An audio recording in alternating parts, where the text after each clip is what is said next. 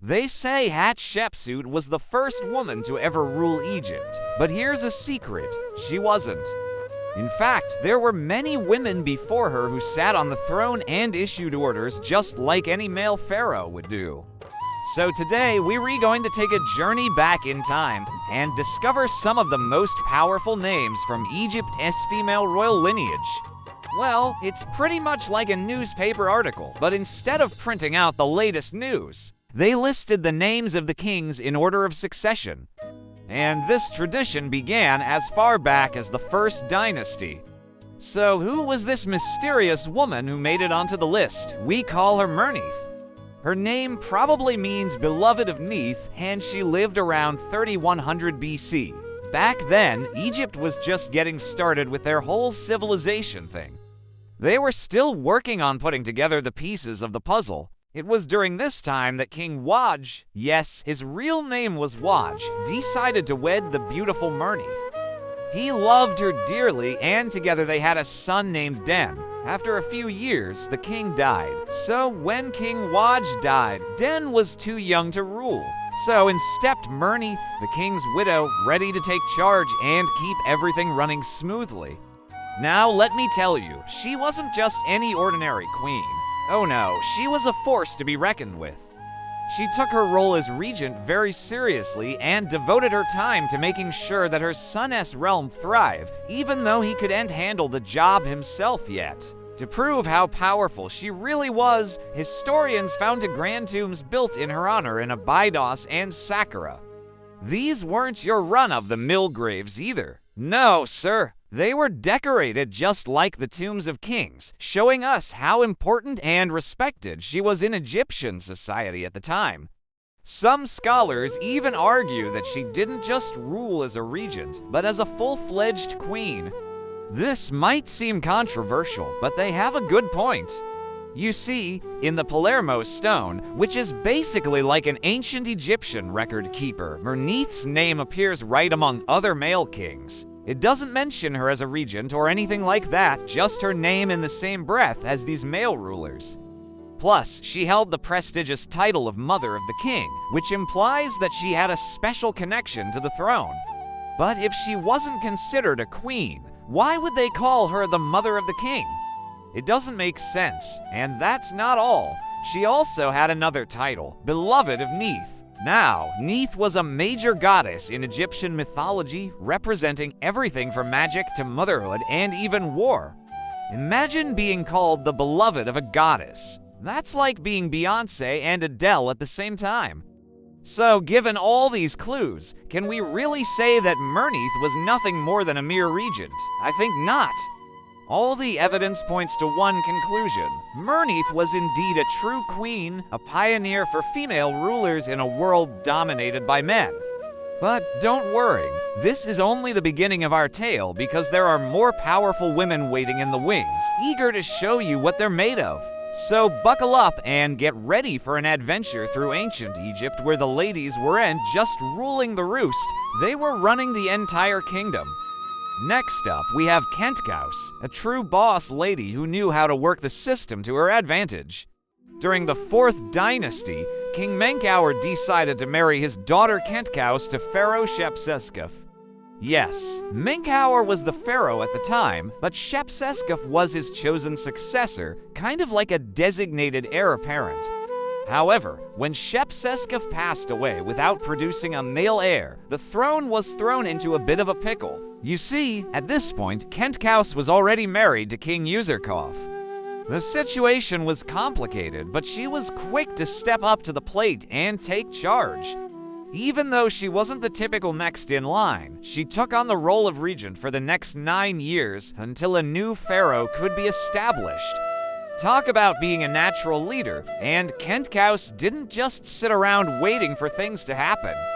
Oh no, she got out there and made things happen. She gave birth to several children who went on to become famous pharaohs. We're talking about kings like Neferkare, Sahir, and a couple others. So not only did she help keep the kingdom running smoothly, but she also produced the next generation of leaders. That's a true power move if I've ever seen one. What's even more impressive is that Khentkaus held some rare titles that showed just how much power she wielded. For example, she was called the Queen of Upper and Lower Egypt and the Mother of the King of Upper and Lower Egypt. These titles not only emphasized her role as a ruler, but also highlighted her importance in the religious sphere. You see, the Egyptians believed that their pharaohs were considered divine. So, by extension, that made Khentkaus a kind of deity herself. But wait, there's more! Khentkaus also had her own pyramid and temple in Giza, which is a big deal because most of these structures were reserved for male pharaohs. It's like having your own personal monument to greatness.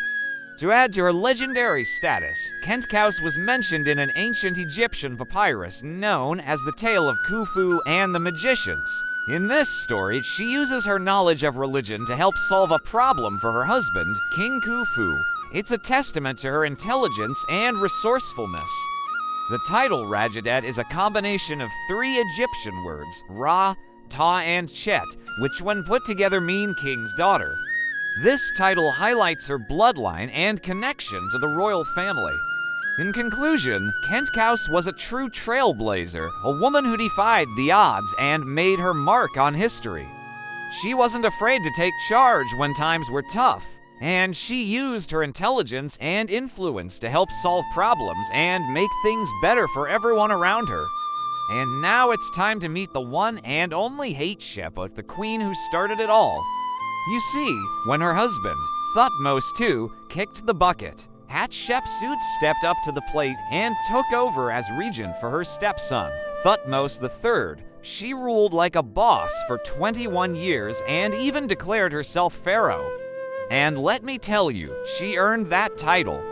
But Hatshepsut wasn't just a ruler, she was a force to be reckoned with. She sent trading expeditions to far-off lands like Punt and brought back all kinds of treasures to Egypt. She also built the magnificent Deir el-Bahari Temple in Luxor, which is considered one of the greatest architectural achievements of ancient Egypt. But some people were like, hold up, a woman pharaoh.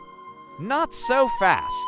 They didn't like the idea of a woman in charge, so they tried to erase her legacy by destroying her statues and writings.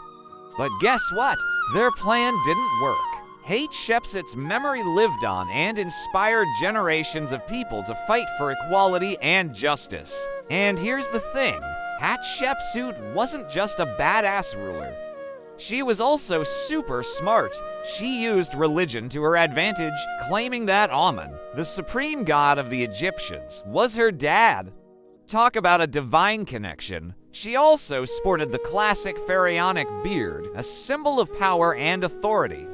Before Hatshepsut, women were mostly stuck in the shadows, playing the role of supportive wives and mothers.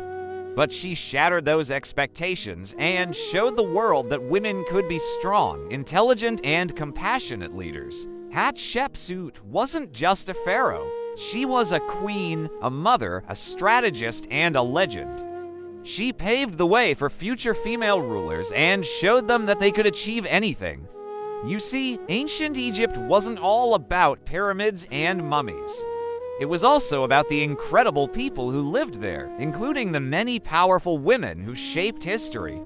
Hatshepsut, Khentkaus, and Mernith were just a few of the amazing ladies who made their mark on the world. But remember, their story doesn't end here.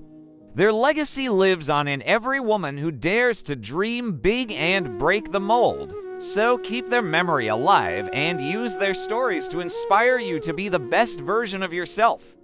So who knows, maybe one day you'll be the one making history. Hatshepsut was the first woman to be called the beloved of Ra.